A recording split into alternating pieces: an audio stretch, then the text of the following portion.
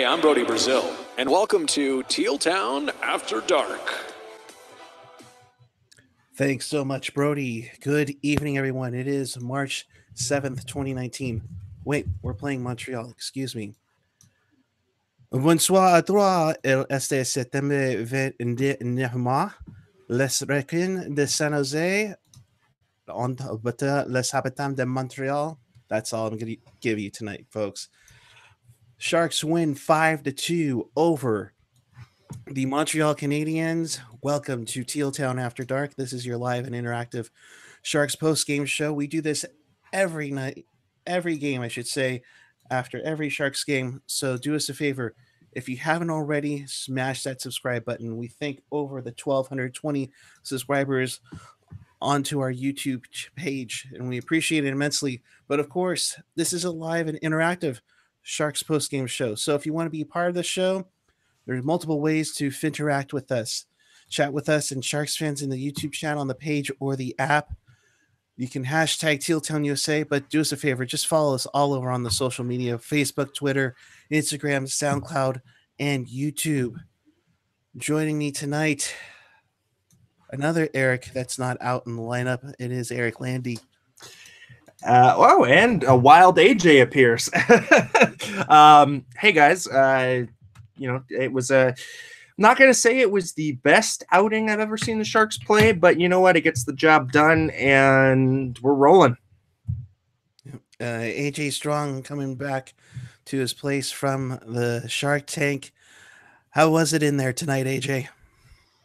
Dude, it was fine. Why the hell are you even here, bro? Dude, you sound horrible. Just take the NyQuil and go to bed. All right. Dear God, man. Well, I wasn't sure you were going to jump on in time, so I will text you. Bitch, have we met? Are you kidding me? Oh, well, you know. Anywho, all right, I'll hand it to these guys. I'm going to bed because guess what? I have a fever and I need some NyQuil. Have a good night. Keep it real. Keep it teal. Keep it real, teal. Have fun, guys. All right. Thank you, Puck Guy. Holy hell. Hey, you know what? His face looks like my couch. Dude, his face looks like my ass, dude. Jeez Louise. Oh, my goodness. Dude, if you're I understand. We want to go, forever. Whenever we started the streak, however many years ago it was, I understand. We got to go post game after every single. But dear God, man, I believe we are in the 300s. Oh, maybe perhaps high 300s, dude. Over 1,220 subscribers just on YouTube alone. We're getting closer. We're close to 2,800 follows on the Twitter. And we can't thank you all enough. And the other thing that I cannot thank you all enough for is when you guys contribute to the super chat. And I'm going to be completely honest with you. The reason why I say that is because I just figured out in the last 5 days how to actually receive that cash. And you have no idea that that's going to be going towards helping us pay for the domain, pay for, the stuff. Believe me, nobody's pocketing anything. This is all going to trying to make the show better. And I'm going to be honest with you, job one, probably getting Rocket a better microphone. yeah I feel for her. I think that's probably not a bad purchase. No, not a bad purchase. And it's one of those whole things where it's like when you have a guitar virtuoso and they're playing like a $79, JCPenney special, it's wrong. Somebody with Rocket's vocal ability to be using whatever the hell she's using. Yeah, no, it's just wrong. Get that dynamic range. Well, if you want to have some range, I guess range to I don't know. I can't do the transition for that one. But if you want to be a part of the show, use the hashtag TealTownUSA on Twitter at TealTownUSA. You can always DM us in the Facebook, the Twitter, the Instagram, SoundCloud, and of course, we watch the chat. We love seeing your guys' questions. Whether we answer them or not, that is the question, and it remains to be seen. But Yeah, bring on the questions. Anyhow, AJ, I guess since you were there, what is your first takeaway from the game? I mean, how did you think the boys looked? I thought they looked fine for the most part. Again, it's I'm always going to be one of those guys that sit there and goes, okay, well, you can't judge a team specifically if they're not at full strength. And tonight, again, Sharks not at full strength, without Carlson, without Kane, and you know what? Without 2 EKs, hey, now still were able to get it done. Now you can't go too crazy with that when you consider that we're talking about a team that for some reason has not been able to win in this century at the Shark Tank. So we're talking about a team who has literally not won since 1999 in San Jose. Don't know why that is, but hey, the streak continued, my friend. That it does. And Tomas Hurdle has gone streaking with his goal scoring streak because now he is at 30 goals with a sweet, sick dangle and just slides it home right underneath the pad of Niemi. And Tomas Hurdle, I called it earlier. I called it at the very beginning. I said he was going to be a 70-point player. People laughed. People thought, oh, Landy's smoking something. But no, he's gonna get there. He's gonna get there. You know what it is? Just a sweet set of Mets, though. You know what it is for me with Hurdle is, I mean, we can all sit there and pat ourselves in the back and say, "Oh, I knew this kid was special." But the thing that bums me out about that is the fact that he only signed a 5-year deal. When like at his age, I think he signed that when he was like 23 and a half. I've had so much faith and belief in Hertl. When I saw that the deal that he signed, his last one was only 5 years, I was pissed off. Like I wanted to throat punch Doug Wilson at that point because I'm like, that's it. I'm like, you're giving like these older guys 7 and 8 year deals and you're only giving Hertl a 5-year. Like, dude, this kid is the shit. You need to sign him long term. But that's kind of Doug Wilson's MO, though. I mean, he rewards the contract. What are you talking about? That's his MO, dude. For how many years? For the first 15 years of Doug Wilson as a GM, he would never sign a deal longer than 5 years. And all of a sudden, that's like Brent Burns to 8 years and Vlasic to 8 years. And no, but I'm saying is all of a sudden he started hanging out these long contracts, dude. If anybody, and the one thing that I will throw to Doug Wilson is, yes, Hertl had some injury issues. We all know when it started with Dustin Brown. But this and the fact that we tried him out a few times as a center, it didn't work out. He was better at the wing up until, for some reason, 2019, and playing on the wing has made Hertl a different player. Yeah, no, and what I just kind of meant by the 5-year extension is that Doug Wilson always liked the bridge deals first and then give the long-term deal. But he gave Hertl a 2-year bridge deal. Right, and I think the 5-year deal might have been to try and squeeze the cap just that little bit. It was actually this year that he signed the 5-year deal. Do you think it was similar to like what he did with Vlasic back in the day? Yeah. That's exactly where I was going with that because he didn't reward Vlasic until his late 20s, early 30s, so like 29, I guess. Well, I don't know. I mean, dude comes along when he's like 19 years old. What are you gonna do? Yeah, right. But yeah, I mean, Hertl right now 30 goals. He's got 29 assists. He's got 59 points, career highs in both goals and points and assists. I mean, he is just chugging along, man. Face-off percentage, too, 52%, almost 53% face-off percentage. So not a bad showing for Hertl as a center. Really just like my family has said while we're watching TV, he's like, man, he just grown up into a man right before our eyes. And I was like, yep. I mean, that kid, just keeps. It's spectacular. I mean, if he had a better grasp of the English language, I would say that he might be the next captain. Right. You know, it's like once Pavelski moves on. Now, obviously, there's a ton of people, and I'm kind of one of them that says, look, if for some reason, and now we're going to go off the deep end for a 5 seconds, we're going to get a little hypothetical here. If for some reason the Sharks sign Erik Karlsson to the ridiculously long, huge 8-year deal for 11-12 million a year, and with that, they decide that, you know what, because of this, despite the fact that Pavelski might be like, hey, no, I'm with you, I'm willing to take a little bit of a pay cut. The fact of the matter is, if for some reason Pavelski is not with this team next season, he is the captain, you would think that automatically the C is just automatically thrown on Couture's jersey. But I'm telling you, in about 5 years from now, if Hurdle is not wearing that C, there's a problem, man, because that kid, I cannot say enough good things about him. No, he's just so his laughter is infectious. His love of the game is infectious. He's very cerebral. He's able to give really good answers, even in his broken English. He's very thoughtful in the way that he speaks. So yeah, I'm totally with you there. I think reminds me. I would say he's even more humble and more mature than Jágr was at his age. Absolutely. And you're absolutely right. You can't say enough. And you know what?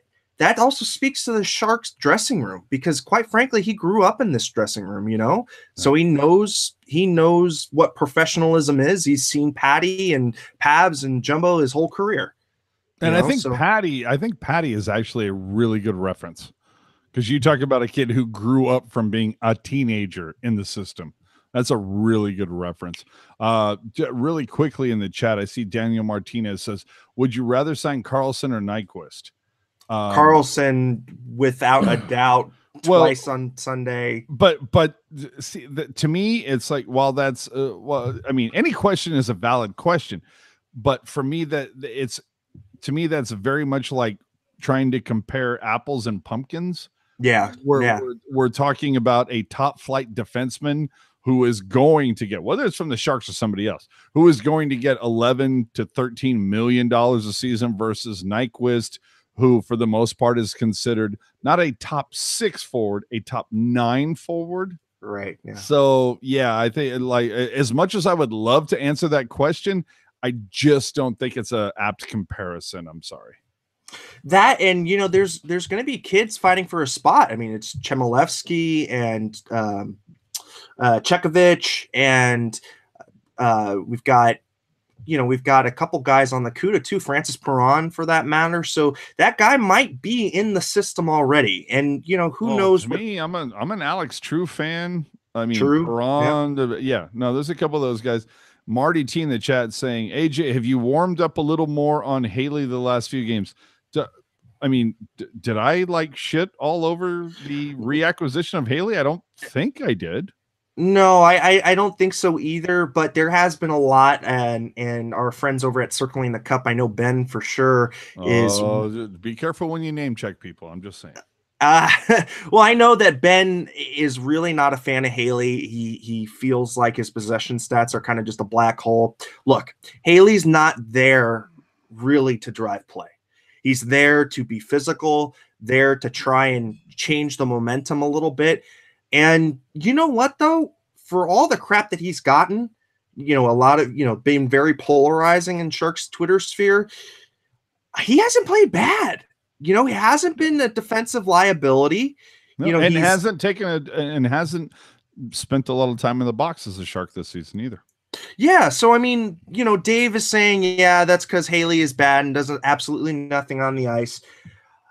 The fourth line looked good. I thought the fourth line looked good tonight. Dude, the fourth line, the last game versus Chicago, put up 5 points in the third period alone. I mean, right. You can't, and Haley had assists on the last 2 goals, both of them by Melker, but that's fine.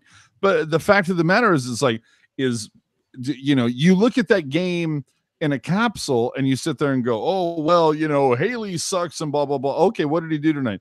Oh, well, he had 2 penalty minutes. What else did he do? Oh, well, he also had 2 assists on the game tying goal and the game winning goal. Oh, okay, what you going to say now? And the fact of the matter is right now, and again, small sample size, the Sharks are 7-4 with Haley in the lineup. Not that that's anybody, the Sharks tonight, after tonight's game, are also 7-4 wearing the stealth jersey.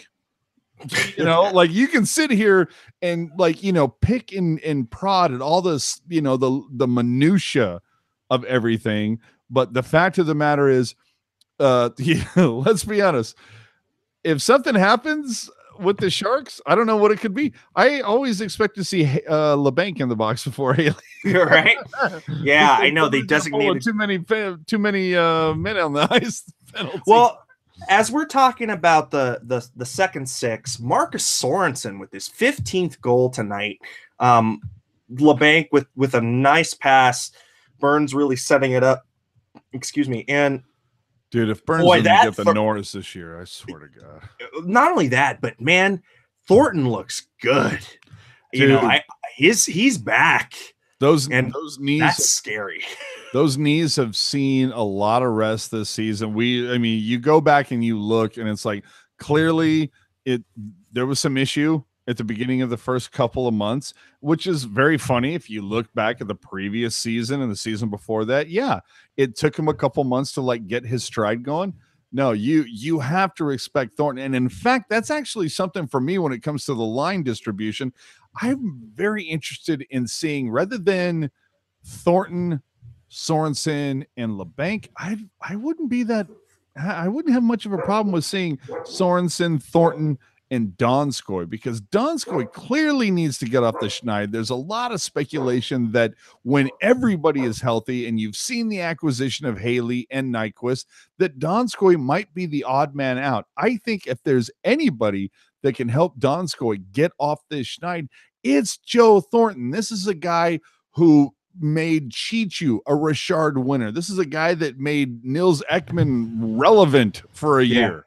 No, Thornton knows how to make guys people. He knows how to make guys players. I think put Donskoy out there, and you can also make an argument that Donskoy, while he has not done well he very streaky player this season especially, but the thing is with Donskoy, if you want to get him off the schneid, put him with the most talented guy on the ice at the pivot, and then you're going to find out, because he's UFA at the end of this. So but I think the other one too, AJ, is what about putting Donskoy back with Couture? Because remember how effective the Donskoy-Couture pairing was to the run up to the Stanley Cup. And so I wonder, you put Donskoy, who's kind of he's a playmaker. I don't see him as a shooter first. I see him as a pass first guy. Agree. Logan can definitely shoot the puck, and Pavelski, he's on pace for another career year in goals. So, I'd like to see maybe that first. And then, put Hurdle and Meyer, because, oh my God, the 2 battering rams together, that is just a lot of human. Nope. I disagree with you on there, because PDB loves his pairs, which we've seen. And it seems to be Thornton and Sorensen has been one of his rock solid pairs. And clearly you listen to Thornton in the post-game interviews. He loves playing with Sorensen right now. I don't care that he's only getting quote unquote third line minutes. Oh my God, Laurel, look at that. Poor Landy Tornado cleanup. Thank you so much, Laurel. I can't wait to see you in person and meet you for the first time on Saturday, Laurel. But see, here's the thing that I go back to is it's going to be the pairs. And this is just something that has been since PDB has been the coach. He loves his pairs. And right now those pairs are Hurdle and Kane. Yeah. Thornton and Sorensen. Yep. And right now, evidently, Couture and Meyer, or conversely, you could even say Couture and Pavelski, because that's what I would say. Yeah, I was going to say, because we do remember at one point it was the Kane, Hurdle, Pavelski line. And then at one point it was, the Couture, Hurdle, Kane. Like there's been a little bit of shenanigans going on with the line blender. The thing for me is, if you look at it, now, let me ask you this. Okay.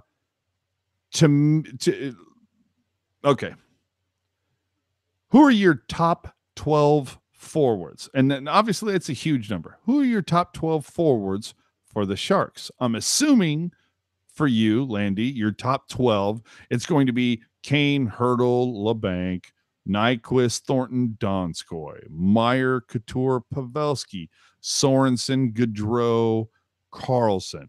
And then you have, Haley, Wendy, you have Gambrell. Well, right. You have those things.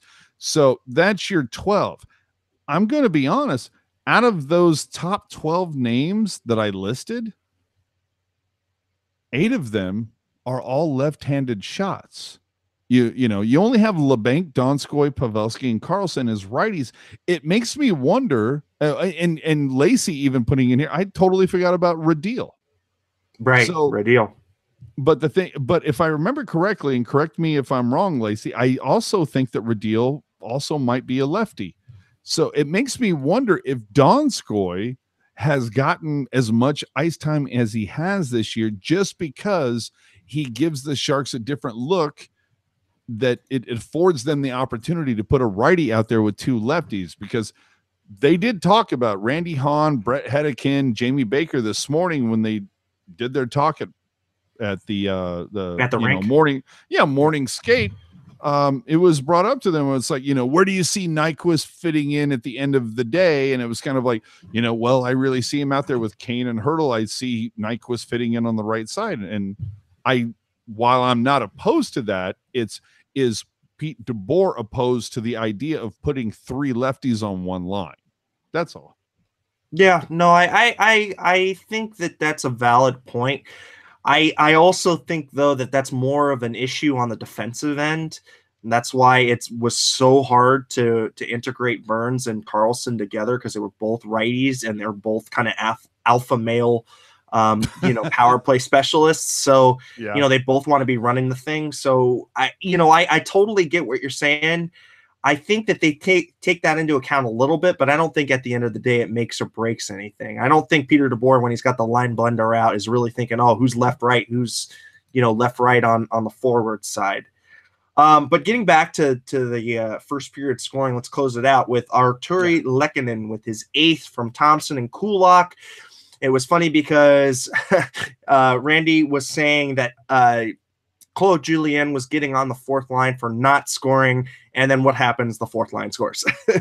It goes underneath the pad. It was one that Jones wants back, but you know what? Jones kept the Sharks in so much in that first period. The shot totals after the first 16 Montreal shots to 5 Shark shots, and just let me ask you this though too: is there's that idea of Pete DeBoer, and I'm sure it's one of those things where they push it onto the fans, where it's just like, even though it's been like 5 years ago or 4 years ago, whatever, it was, oh, wait, there's a back-to-back, and the first night is, say, Calgary, and the second night is versus LA. And I'm talking about like right now. If that was on the schedule, 3 days from now, where it was versus Calgary versus LA, who would you put in those situations? Right. Of course, you would put Jones versus Calgary. You put Dell versus LA. You want to put your stronger matchups versus the stronger teams. And that's the thing that just kind of like drives me crazy sometimes with that speculation. But tonight there was so much written into it. It's like, Niemi's facing his former team, and we all know post-Teal syndrome, blah, blah, blah. And it's like, okay, look, the Canadiens did get off 39 shots tonight, and you got to give it up to them for holding the Sharks to only 25 shots on goal. But it still comes down to the fact that Niemi has not – he's beaten the Sharks 3 times since leaving this franchise, and all 3 of those times were when Niemi was playing with Dallas. Do you know how many teams he's played for since playing with Dallas? You know what I mean? Like, Yeah. if he was so great against the Sharks, he would have started when he was with Pittsburgh. He would have started. You know what I mean? Yeah, no, I totally get you. And the other thing to me that I thought was very interesting, and you bring it up, is why wasn't Carey Price playing against the Sharks? I have no idea. Well, you know what, though? And I don't have the schedule in front of me. Do the Canadiens have a game tomorrow? Are they playing back-to-back? They do. Well, and is it against, I'm assuming, either LA or Anaheim? Yes. Well, then there you go. But despite the fact, no, I have no idea why Carey Price is not. I don't care who they're playing in Southern California tomorrow. That really doesn't make any sense, aside from the fact it's the whole deal of, maybe Niemi has wild hair up his crack that, oh yeah, I want to get a win against these guys. Well, yeah, didn't work out for you, bro. No, going into the second period, Joe Thornton with his 14th goal, and like we both said, the guy is just, just showing what he's got, and you know what, once he was right, you could definitely see in his stride that I think that honestly the All-Star break did him wonders, and since the All-Star break, the guy has been money, creates, oh my goodness, I mean, that we're talking the three-headed Hydra again, where you got Hurdle, Couture, and Jumbo down the middle, and you can deploy Pavelski. Imagine, yeah, I was gonna say, dude, you totally were you jumped into my head for a second. Could you even imagine this team if they deployed down the middle like Couture, Hurdle, Thornton, Pavelski? Are you fucking kidding me? Yeah, I know that would just be wrong. And quite frankly, the Sharks have the wingers to forward that kind of an attack if they really wanted to. Oh, see, I go back to the idea of not enough right-handed shots. Yeah. That's the one thing that I kind of sit there with. But how fun would it be to see a Stanley Cup between, okay, here's my idea. Down the middle, Thornton, Hurdle, Couture, Pavelski, Stanley Cup final, San Jose versus Columbus, just to see Torts lose his shit on the matchups. Oh my God. Yeah, no, I totally get you. So, and it's just, right now, even with the fourth line has constituted, they can be deployed anywhere, defensively, offensively. They're not getting outplayed. I think that they're playing a good kind of straight game, and you know what, the fourth line has been holding its own. So the three scoring lines and the looks that they present you, oof, that's a tough matchup. Excuse me. Anyhow, I like that fourth line because they're just playing simple, not trying to play outside their game. Yeah. Andrew Shaw with his 17th of the season, Byron and Domi getting the assists there, and that was 15-18 in the second period. Montreal, it was 2-3 at that point. So, the Sharks were getting those 2-goal leads, letting Montreal kind of come back into it, just that crack, but then pull away in the third period. I believe the word you're looking for is skosh. Skosh, yes, because in that third period, Timo Meier with his 24th goal, and look out, Timo's starting to heat up again, and oh boy, you got Timo heating up, you got Kane, doing well, you got Hurdle, who is as hot as the sun right now, Sorensen and Carlson. I mean, this is a good time to be going into the stretch run here. And Donskoy getting a point on that one. Yep. I mean, you talk about a guy who desperately needs to find his way off the schneid. The other thing that you bring up, though, that was very, very, very quiet, LeBanc had 2 primary assists. One primary on Sorensen and one primary on Thornton's goal. I don't know what has happened to him over the last 5 or 6 games. I mean, I've seen a little bit of the writings of, Kurz and Shalana and Gackle. It does seem like LeBanc has been challenged by DeBoer, and he seems to be kind of rising to the challenge, even if he makes a bad play defensively, and because of that goes from the second line to the fourth line or whatever. He's still, the thing that I'm really enjoying about Labanc is that he's not letting that movement shake his game. He's still continuing to go and basically try to do as much as he can to play to his strengths. I haven't looked at the numbers over the last 10, which I definitely want to, but it feels like over the last 10 games, Labanc has had a point in at least half of them. And, you know, when you're talking about Labanc, where you're going to slot him in with the amount of forward talent this team has, yeah, he's going to be slotted in as a, I don't know, think he's 7-8 guy. You know what I mean? He's a high-end third liner. I think he's a middling, not middling, but in the middle of the pack second liner. But look, I mean, we're talking about a kid that's got 45 points already. I mean, he's got quietly. Here's the thing, though. Here's the thing. You say that he has 45 points. How many of those are goals? What, 9? 11? No, 11. Okay, 11. See, and hey, that's not a bad thing, but I'm kind of getting the idea that the Sharks are expecting Labanc at this point to maybe be closer to 17, 18, to like be brushing on that, you know, like you need to be a 20 goal scorer guy. And let's be honest, when he first broke with the Sharks, he definitely had a focus on, I'm going to be a shooter. I'm a goal scorer. And I don't know what has happened. I don't know if it's working with Thornton or what it is. He started to get into this pass first mentality for a while. And then it's also the idea of he wasn't playing defensively. He wasn't going full 200-foot game. And now it seems like it's expanding. The whole thing is, you know what? Let's talk about Labanc in 2 years. You know what I mean? Like, I think he's going to flesh out. No, I agree. And for the people, I mean, heck, even the beat writers were down on Kevin Labanc. But the thing is, even going back to junior, tracking back to his junior days, he was never a shooter. He was always a pass first guy. The year that he led the OHL, he amassed the assists. I mean, he almost had 3 times as many assists as he had goals. So, you know, that's just kind of the way that he is, and that's fine. We got enough finishers. And, you know, with the embarrassment of riches, Gustav Nyquist iced the game with 1954 left, or 1954 gone in the third.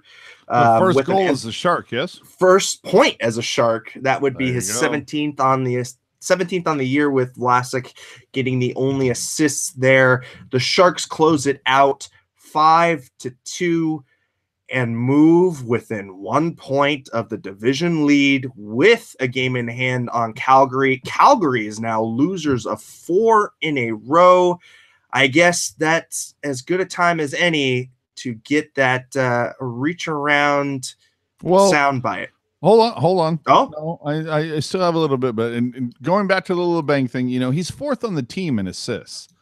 That's pretty impressive if you think about it. Yeah, and think about how young he is. Yeah. So, you know, it's like I don't want to pull the opt-out cord on Labanc too soon. But getting back to it's nice to see now, and I know there's going to be, you watch. Just keep an eye on the chat, because I'm about to get like burned in effigy. But this is again my issue. Okay. Tonight, the Sharks won 5-2. Now, when Nyquist got his goal, how much time was left in this game? 6 seconds. And was there anybody in net? No. Okay. So again, this is my idea, and this goes back to the whole idea of Milan Mahalik. Let's take into account when you sit there, let's, for shits and giggles, let's project out 2 years, and you sit there and go, oh my God, Nyquist had, 25 goals this year. Okay. That's awesome. But how many of them were like tonight's variety, where it happens with 6 seconds left, an empty net, the game is in hand? You know what I mean? Like I would really enjoy there's all these ridiculous statistics being tracked. I would really like some sort of an idea of somebody like went and tracked like kind of value of goal, Yeah, like a war statistic for goals. Yeah, like it's almost kind of like, okay, was it a game tying goal? Was it a game winning goal? Was it a goal that came with 6 seconds left and there was no one defending it and the game was already in hand? You know what I mean? Dave B. Pilot checking in on this, and thank you, Dave. He says that's only his second empty net goal of his career. So, I don't know. Now, the thing is, though, well, he did play with Detroit for a very long time, right? And who's pulling the goalie versus Detroit lately, right? But the other thing, though, that is interesting that you talk about that is how many clutch goals have we seen Pavelski? How many clutch goals have we seen Sorensen, Couture, Hurdle? I mean, game changing and game changing goals, lead changes, game tying goals. I totally, you've just got to figure out a weighting system to the value of goals, and I'm totally with you on that because some of those garbage time goals are just they're pad statters or pad statters. Yeah, it's just icing on the cake, icing. Yeah. That's kind of, I think, what the allure of Mikkel Bodker and what the issue with Mikkel Bodker was a lot of his stats came in garbage time. A lot of those stats came in times when games didn't really matter for the Coyotes. And I think that's one of those things when you would think that, front office looks at stuff like that when they're evaluating a player and somebody that they're looking at bringing in. And again, I'm going to be the last person on this planet that says, oh, yeah, I totally followed Mikkel Bodker's career before he became a Shark. No, I didn't. I barely knew the guy's name. But what I did do is I went and looked up his stats, and you look at it, and year by year, he was a ping pong player. It was 1 year, 52 points. The next year, 26. The year after that, 51 points. The year after that, 27. And then he came to the Sharks, and he came to the Sharks on the year that he was supposed to be back into the 50s. And what did he do? Nope, back in the 20s. Oh, okay. Well, 2 20s in a row. Then the following year, he should definitely go back into the 50s. And what happened? No, still in the 20s. And then, luckily, after, 2 seasons, Wilson pulled the ripcord on that 4-year deal that he signed him to and got him the hell out of here because it just wasn't working. And again, I just... to me, Bodker was very similar to Mahalik. Now, Mahalik or Mitchell, Torrey Mitchell. It kind of reminded me of Torrey Mitchell a little bit.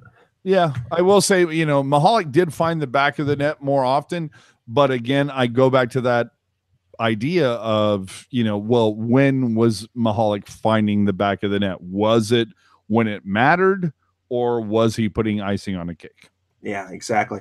So I digress. We digress back to the reach around and we'll quickly go down the scores of the night.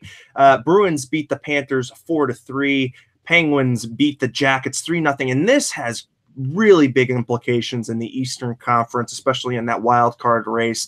Blue Jackets, with all of those moves, are 2 points behind the pack to get in. Oh boy, heads are going to roll if they don't make it. Dude, how pissed off is Tortorella now? Or I'm Tortorella. I'm sorry. I mean, dude, he was pissed off like a couple days ago when the Jackets didn't they get blanked by somebody else like in the last couple of days? Was it? Why do I want to say Edmonton? But it was somebody like that. I don't think it was Edmonton, but it was a case of it was definitely a team that you know what? Let me look it up. But it was definitely a team that should not. It shouldn't have been an issue. So yeah, go ahead with your bad self. Yeah, Islanders beat the Senators 4-2. Islanders, boy, they're just coming along and coming together, and definitely looking like Barry Trotz should win that Jack Adams. Red Wings beat the Rangers 3-2 in a shootout. Wild blank the Lightning 3-0. The Blackhawks beat the Sabres in shootout. That was 5-4. Avalanche get blanked by the Stars 4-0. Canucks lose to the Oilers 3-2. The Coyotes doing the Sharks a solid and keeping their playoff dreams alive. with a 2-0 victory over the Flames. Who saw that coming? I did. Dude, Hockey Jerk flipped his lid tonight because of that Coyotes Flames thing.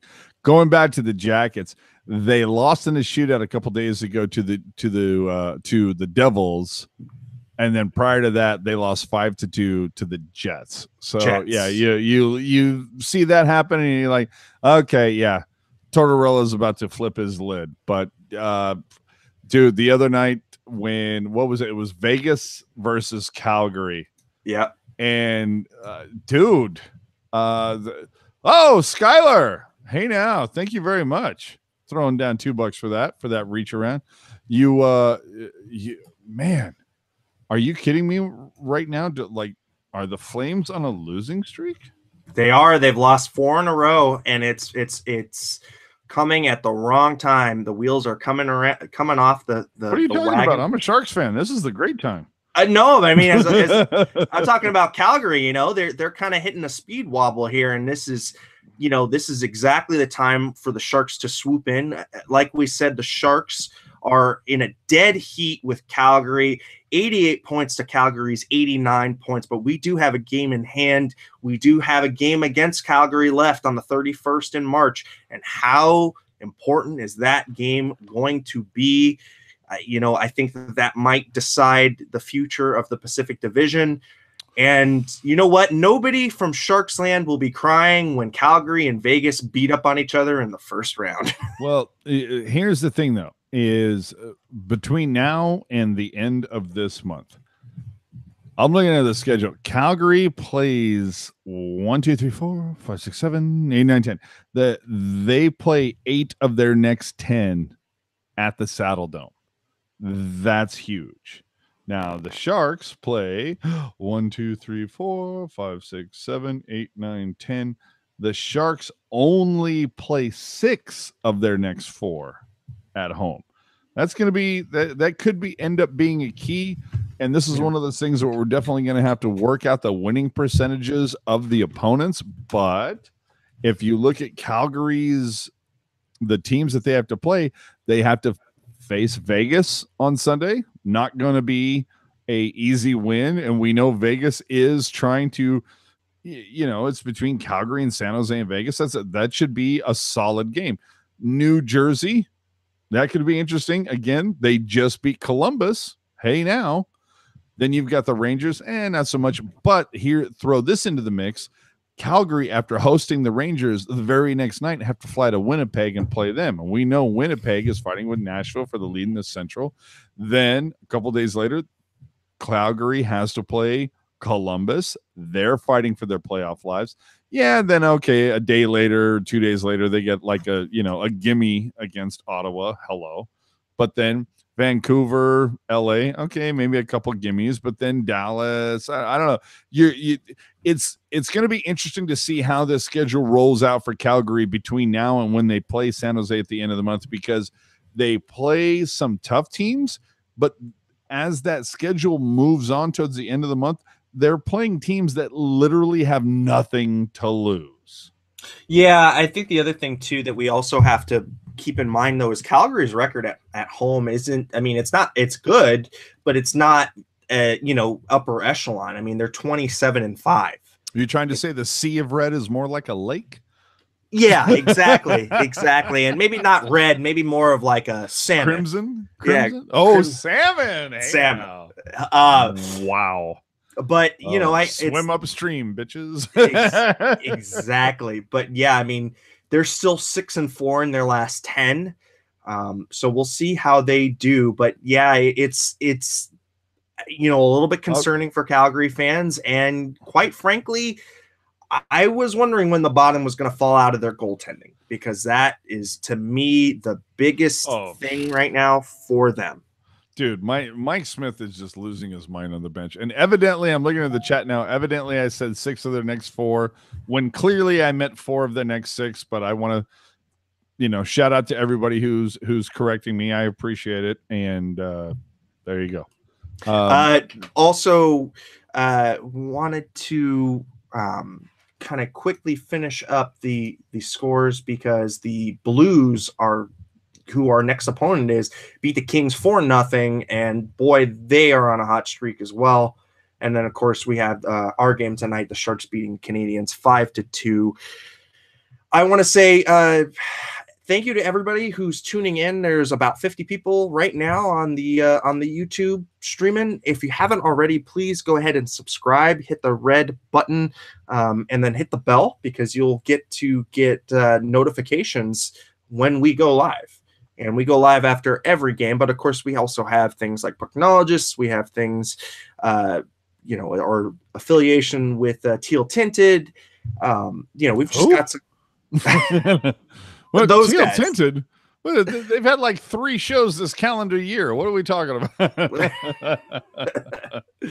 But we just want to say thank you to everybody who's continuing to watch, and please go ahead and subscribe. And it's now the trek to 1,300 subscribers on the YouTubes.